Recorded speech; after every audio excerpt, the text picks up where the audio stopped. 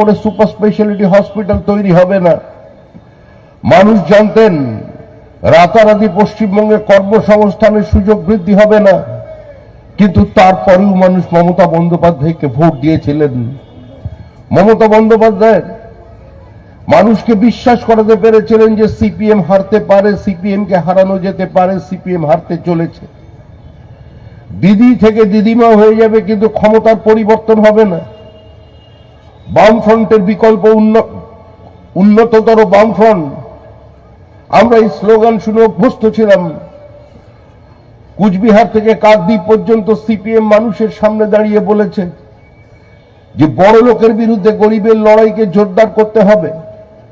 আমরা গরিব মানুষের প্রতিনিধি, তাই পশ্চিমবঙ্গে মানুষ গরিব থাকবে, গরিবের প্রতিনিধিত্ব করবে সিপিআইএম, আর মানুষকে গরিব রেখে গরিবের প্রতিনিধিত্ব করে সিপিআইএম তাদের একদলীয় একচেটিয়া একাধিপত্য প্রতিষ্ঠা করে দেবে। সিপিএম এর আমলে মধ্যমেদের চাষ হয়েছে, সিপিএম এর আমলে ক্যাডার তোষণ ক্যাডার পোষণ হয়েছে, সিপিআইএম এর আমলে মানুষের গণতান্ত্রিক অধিকারগুলোকে সুপরিকল্পিত ভাবে নিঃশব্দে বাজেয়াপ্ত করা হয়েছে। আমরা সবাই দাঁড়িয়ে এই কথা বলেছি বিভিন্ন মঞ্চে, কংগ্রেস বলেছে, তৃণমূল কংগ্রেস বলেছে, ভারতীয় জনতা পার্টি বলেছে, কিন্তু আজকে যে তৃণমূল কংগ্রেস দিকে দিকে বিজেপি কর্মীদের আক্রমণ করছে, যারা প্রত্যেকটি বিজেপির সভাকে হাইকোর্টের দরজা পর্যন্ত পৌঁছে দিচ্ছে, আজকে আমরা তাদের বিরুদ্ধে আপনাদের কাছে বিচার চাইতে এসেছি। রাজ্যের বিরোধী দলনেতা শুভেন্দু অধিকারী 104 বার হাইকোর্টে গিয়েছেন নিজের সভা করবার জন্য। তৃণমূল কংগ্রেসে যখন যে থাকে, তৃণমূল কংগ্রেসে যখন কেউ রাজনীতি করতে গিয়ে অবস্থান করে, তার একটাই শর্ত তাকে দিয়ে দেওয়া হয়, তোমায় বুথে লিড দিতে হবে, যে কোনো মূল্যে বিরোধী রাজনৈতিক দলের প্রতিবাদকে বাজেয়াপ্ত করতে হবে, তাদের অধিকারগুলোকে কেড়ে নিতে হবে। বিজেপির অফিস থাকলে, বিরোধী রাজনৈতিক অফিস থাকলে তাকে ধ্বংস করে দিতে হবে। একটা রাজনৈতিক দল এভাবে চলতে পারে না। বাংলার মতো একটা রাজ্যে আজকে এই দলটা প্রায় 15 বছর ধরে ক্ষমতায় থেকে গেল, এটা কিন্তু সামগ্রিকভাবে বাঙালির লজ্জা। একজন রাজ্যের মুখ্যমন্ত্রী যিনি সংবিধানের শপথ নিয়েছেন, যিনি প্রশাসনিক প্রধান, তিনি আরেকজন সরকারি কর্মচারীর উপরে আক্রমণ করছেন, তার হাত থেকে ফাইল টেনে ছিঁড়ে নিচ্ছেন। একজন মুখ্যমন্ত্রী যিনি সরকারি মঞ্চে দাঁড়িয়ে, অশোক স্তম্ভের নিচে দাঁড়িয়ে দেশের প্রধানমন্ত্রীকে তুই বলে সম্বোধন করছেন। ভারতবর্ষের বহু মুখ্যমন্ত্রী এসেছেন, কিন্তু এই ভাষায় কেউ কোনোদিন বিরোধীদের আক্রমণ করেনি। আমরা রবীন্দ্রনাথের বাংলার কথা বলছি, আমরা শরৎচন্দ্র চট্টোপাধ্যায়ের কথা বলছি, বঙ্কিমচন্দ্রের কথা বলছি, আমরা নজরুল ইসলামের কথা বলছি, কিন্তু আমাদের যে ভাষা, আমরা যে রাজনৈতিক ভাষা সন্ত্রাস নিয়ে এসেছি পশ্চিমবঙ্গে, আমার মনে হয় ভারতবর্ষের অন্য কোন প্রদেশের কোন নেতা এই ভাষায় কোনোদিন কথা বলেনি। তৃণমূল প্রতিনিয়ত বলে চলেছে যে বিজেপি রাজনৈতিক প্রতিহিংসার আশ্রয় নিয়েছে, ইডি সিবিআই কে ব্যবহার করে তৃণমূল কংগ্রেসকে পিছনের দরজা দিয়ে ক্ষমতা থেকে ছুঁড়ে ফেলে দিতে চায়। আর আমরা বলছি এসআইআর বন্ধ করে দিন, ইডি সিবিআই এর দরজায় তালা লাগিয়ে দিন। বলুন, কোন জিএসটির কোন অফিসারকে কোন নোটিশ ইস্যু করতে হবে না, কোন ইনকাম ট্যাক্সের রেড হবে না। আগামী মে মাস পর্যন্ত সমস্ত বন্ধ করে দিন, পুরনো ভোটার লিস্টে ভোট চালান। তারপরও তৃণমূল কংগ্রেস হারবে। তৃণমূল কংগ্রেস হারতে চলেছে, পৃথিবীর কোন শক্তি তৃণমূল কংগ্রেসকে জিতিয়ে রাখতে পারবে না। মানুষ মূর্খ নয়, মানুষ রাজনৈতিকভাবে অচেতন নয়। মানুষকে ললিপপ খাইয়ে দীর্ঘদিন ক্ষমতায় টিকে থাকা যায় না। যারা বলছেন মহিলারা মমতা বন্দ্যোপাধ্যায়ের সঙ্গে আছেন কারণ প্রত্যেক মহিলা 1200 টাকা 1000 টাকা করে লক্ষ্মীর ভান্ডার পাচ্ছেন, এ নিয়ে যারা আলোচনা করছেন, এ নিয়ে যে সাংবাদিকরা বিভিন্ন জায়গায় মমতা ব্যানার্জির দিকে গ্রাফ অনেকটা উঠে যাচ্ছে মহিলাদের ক্ষেত্রে বলছেন, তারা পরোক্ষভাবে মহিলাদের অপমান করছেন, তারা পরোক্ষভাবে পশ্চিমবঙ্গের সামগ্রিক জনতার সঙ্গে বিশ্বাসঘাতকতা করছেন। কে টাকা পাচ্ছেন? এ টাকা কার টাকা? লক্ষ্মীর ভান্ডারের টাকা, রূপশ্রীর টাকা, কন্যাশ্রীর টাকা, সাইকেলের টাকা, মুখ্যমন্ত্রীর খেলা মেলা মৎসবের টাকা, কিংবা কেন্দ্রীয় সরকারের 80 কোটি মানুষের দেহ যে পাচ্ছেন রেশনের টাকা কোথা থেকে আসছে?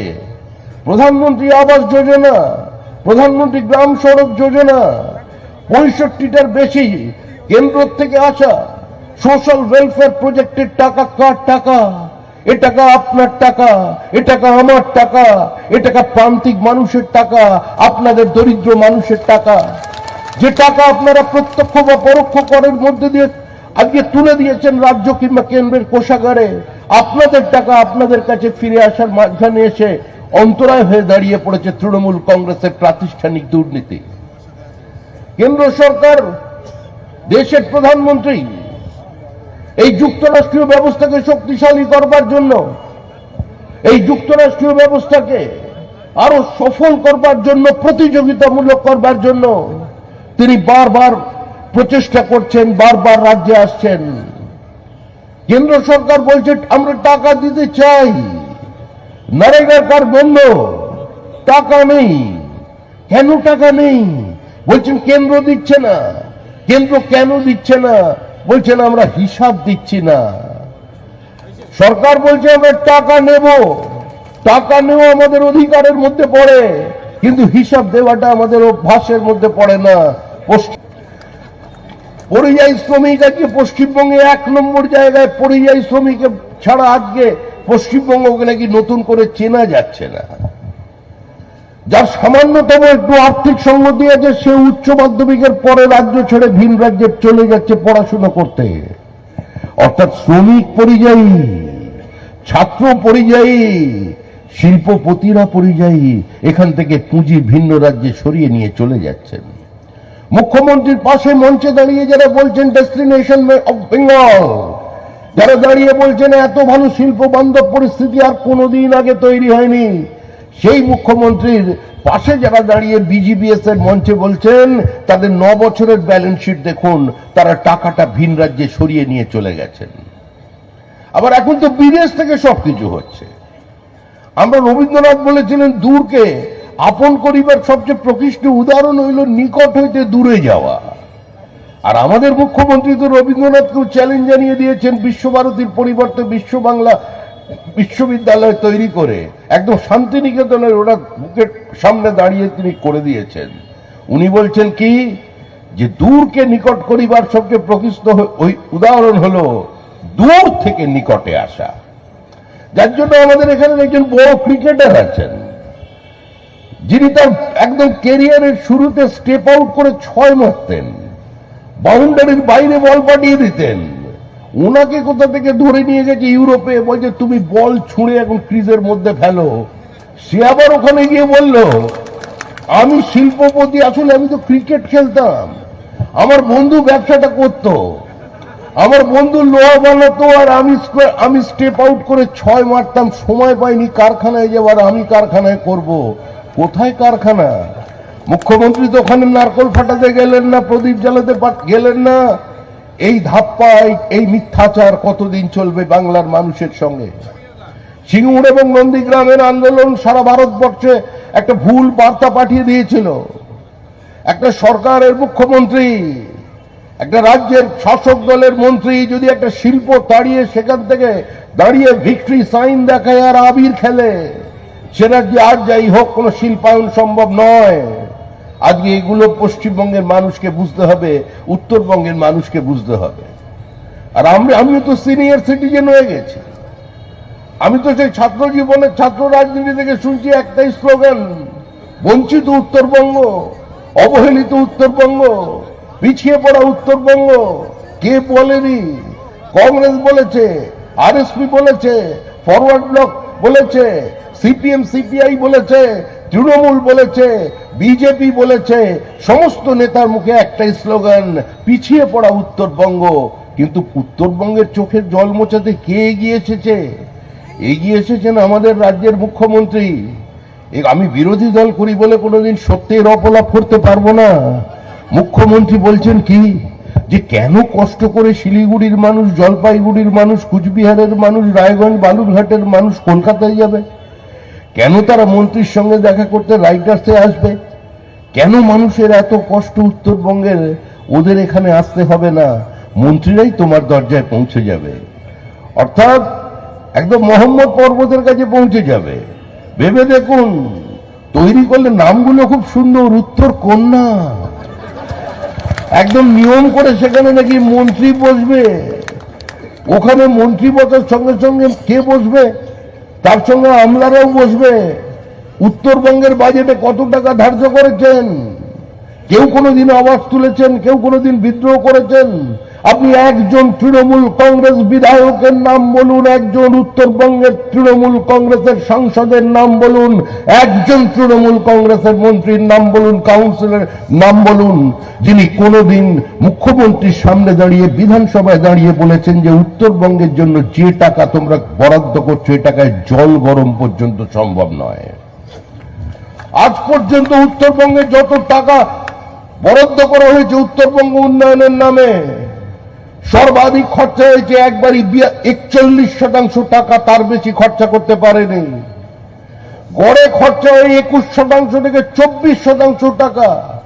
অর্থাৎ উত্তরবঙ্গে আমি 100 টাকা পাঠাবো, উত্তরবঙ্গে খরচা হবে 21 টাকা, 22 টাকা, 23 টাকা। বাদ বাকি টাকা আমি অন্য জায়গায় সরিয়ে নিয়ে চলে যাব, অন্য ফান্ডে নিয়ে চলে যাব, আমার যেখানে খুশি আমি ব্রিজ বানিয়ে দেব। আর আমাদের মুখ্যমন্ত্রীর তো কবি মন, তিনি তো রবীন্দ্রনাথের ওপরে, এখন রবীন্দ্রনাথ ওপর থেকে চ্যালেঞ্জ নিয়ে উনি ঘাবড়ে গেছেন যে ভাগ্যি আমার একটু আগে আমি এখান থেকে চলে আসতে পেরেছি, আমি যদি এই যুগে জন্মাতাম কি হতো। রবীন্দ্রনাথের গীতাঞ্জলি আমাদের মুখ্যমন্ত্রীর কথাঞ্জলি, রবীন্দ্রনাথের গীত বিতান, মুখ্যমন্ত্রীর কবিতা বিতান। রবীন্দ্রনাথও ছবি আঁকতেন, আমাদের মুখ্যমন্ত্রীও ছবি আঁকেন। রবীন্দ্রনাথও সুরকার, মুখ্যমন্ত্রীও সুরকার। রবীন্দ্রনাথ শান্তিনিকেতন বানিয়েছেন, বিশ্বভারতী বানিয়েছেন, মুখ্যমন্ত্রী বিশ্ব বাংলা বানিয়ে দিয়েছেন। কিন্তু আমাদের মুখ্যমন্ত্রী তো আবার মানে যে কোনো সময় খালি মেসির সঙ্গে নেমে পড়েনি সেদিন মাঠে, এটাই আমাদের ভাগ্য ভালো। কেন কষ্ট করে এরা মেসিকে নিয়ে এসেছে? আরে মেসির থেকে ভালো ড্রিবল করতে পারেন তো আমাদের মুখ্যমন্ত্রী। কখন কোন দিকে উনি ঢুকে যাবেন কেউ জানেন না। উনি একবার কংগ্রেসের হাত ধরলেন, একবার কংগ্রেসের হাত ছাড়লেন। আপনারা ভেবে দেখুন, যিনি রাহুল গান্ধীর দিকে তাকিয়ে বলেছিলেন এরা হচ্ছে ভোটের কোকিল, হঠাৎ প্রণব মুখার্জি কলকাতায় এলেন, দরজা বন্ধ হয়ে গেল, দুজনে ভেতরে কি কথাবার্তা বললেন কিছু বোঝা গেল না। বেরিয়েছে উনি বললেন যে না, এ তো কাকাতুয়া, বলে কোকিল কাকাতুয়া হয়ে গেল। কংগ্রেস আর তৃণমূলের জোট হয়ে গিয়ে দুজনে সিপিএম কে ছাড়িয়ে ক্ষমতায় চলে এলো। আর অবস্থাটা দেখবেন, এখানে আবার এখন বলছেন কি সিপিএম তো নেই, আবার কেন কি এখানে আবার আমাদের মঞ্চে একটু আগে আমাদের সভাপতি সিপিএম কে নিয়ে টানাটানি শুরু করেছে। সিপিএম নেই, সিপিএম এর কর্মীরা বুঝে গেছে সিপিএম নেই, কারণ সিপিএম এর সঙ্গে থাকলে মমতা বন্দ্যোপাধ্যায়কে আবার ক্ষমতায় ফিরিয়ে আনতে হবে। আবার একটা জোট করেছে, ইন্ডিয়া জোট, নাম দিয়েছে দেশের নামে, সেটাকে আবার লোকে বলে ইন্ডি বললে ওরা রেগে যায়। আবার এই জোটটা কখন আছে আর কখন নেই বুঝে থাকতে পারে না। দেখবেন মাঝখানে বসে থাকেন রাহুল গান্ধী, মাঝখানে বসে থাকেন খাড়গে, একদিকে সীতারাম ইয়েচুরি আগে যখন ছিলেন সিপিএম এর নেতা থাকেন, অন্যদিকে মমতা বন্দ্যোপাধ্যায়। দেখবেন দুজন দুজনের দিকে তাকাবে, কেউ নিজেদের সঙ্গে কথা বলবে না প্রকাশ্যে, মানে চোখে চোখে কথা বললো, মুখে কিছু বলো না। আমরা তো বাংলার মানুষের কাছে দাঁড়িয়ে এটাই জানতে চাইছি যে আরে বাবা, তোমরা এখানে দাঁড়িয়ে নো ভোট টু বিজেপি করে পেছনের দরজা দিয়ে কেন মমতা বন্দ্যোপাধ্যায়কে ক্ষমতায় ফিরিয়ে আনতে চাইছো? বলুন না সামনে দাঁড়িয়ে যে খুল্লাম খুল্লা প্যার করেंगे हम दोनों, इस दुनिया से नहीं डरेंगे हम दोनों। আমরা তো চাই শিলিগুড়ির রাস্তায় মহাত্মা কি যেন নাম বললেন আমাদের সেলিম বাবু, আর মমতা দেবী একসঙ্গে পদযাত্রায় নেমে পড়ুন দুজনে, বলবেন বিজেপির সাম্প্রদায়িকতার বিরুদ্ধে, ইডি সিবিআই এর চক্রান্তের বিরুদ্ধে, এসআইআর এর মতো কাজের বিরুদ্ধে আজকে আমরা ঐক্যবদ্ধভাবে লড়াই করতে চাই। তৃণমূল কংগ্রেসের নেতা, প্রবীণ সাংসদ এবং অত্যন্ত অভিজ্ঞ, ছবার দল বদল করেছেন, অভিজ্ঞতা আমাদের থেকে বেশি। অধ্যাপক সৌগত রায় তিনি বলেছেন, অন্তত একটা কথা ঠিক, এসআইআর নিয়ে চিৎকারের কি আছে? এসআইআর তো হয়, এসআইআর হয়ে থাকে, এর বিরোধিতা করার তো কোনো প্রয়োজন নেই। এটা বললেন সৌগত বাবু, ধমক খেয়েছেন কিনা আমার জানা নেই, তারপর থেকে উনি কিছু বলছেন না। আরে এসআইআর এ আমাদের বক্তব্য অত্যন্ত স্পষ্ট, আমরা কোনো লুকিয়ে মানুষের সামনে আসেনি। আমরা বলছি বাংলাদেশের জিহাদি মুক্ত, রোহিঙ্গা মুক্ত, মৃত ভোটার মুক্ত, ভুয়ো ভোটার মুক্ত। আমরা ভোটার লিস্ট চাই, ভোটার লিস্টের শুদ্ধিকরণ চাই। আর মমতা দেবী বলছেন যে মারা গেছে তো কি হয়েছে, যে মারা গেছে ও তো কারোর বাবা ছিল, কারোর দাদু ছিল, কারোর প্রেমিক ছিল, ওদের নামটা একটু ভোটার লিস্টে রেখে দেওয়া যায় না কষ্ট করে? ওনার মন বড়, উনি এটা বলছেন। উনি বলছেন মায়ানমার থেকে রোহিঙ্গাদের সরিয়ে দিয়ে, যে রোহিঙ্গারা বাংলাদেশের কক্সবাজারে গিয়েছিল, হাসিনা বসিয়েছিলেন, এখন বাংলাদেশকে ছারখার করে দিয়েছে, ওরা কোথায় যাবে? ওরা তো ভারত, আর রবীন্দ্রনাথ আমাদের বলেছেন এই ভারতের মহামানবের সাগর তীরে সবাই বিলীন হয়ে যাবেন, তাই রোহিঙ্গারাও নাকি এখানে এসে বিলীন হয়ে যাবে পশ্চিমবঙ্গের ভোটার লিস্টে। এটা তো চলতে দেওয়া যায় না। আমরা সরাসরি মানুষের সামনে দাঁড়িয়ে বলছি, আপনাদের এই অঞ্চলের মানুষের সামনে দাঁড়িয়ে বলছি, আমরা যারা পূর্ববঙ্গ থেকে এসেছি, আমরা বলি আমাদের গোলাবর্তী ধান ছিল, আমাদের এত সুপারি আর নারকেল গাছ ছিল, গুণে শেষ করা যেত না। আমাদের পুকুরে দেখি বড় বড় রুই কাতলা সোনার নোলক নাকে পরে ঘোরাঘুরি করত। কিন্তু আমরা ওপার বাংলার অত কিছু ছেড়ে আমরা এখানের পেট ফোলা, পচা, ছোট চুনো মাছের খোঁজে কেন চলে এলাম? এর পেছনে রহস্যটা কি? কারণ ওখানে আমাদের গান্ধীবাদ চলেনি, মার্ক্সবাদ চলেনি, একাত্ম মানববাদ চলেনি, রামনারায়ণ রাম চলেনি, অনুকূল ঠাকুর চলেনি, একই বৃন্তে দুটি কুসুম চলেনি, হিন্দু নবরাম মুসলিম চলেনি। মিলনের পদযাত্রা করতে করতে, হিন্দু আর মুসলমানের খোঁজ নিতে নিতে, কান্ডারিকে হুঁশিয়ারি দিতে দিতে আমরা হেরে গিয়েছিলাম, পরাজিত হয়েছিলাম কূটনৈতিক ব্রিটিশ সাম্রাজ্যবাদী চতুর শয়তানির কাছে।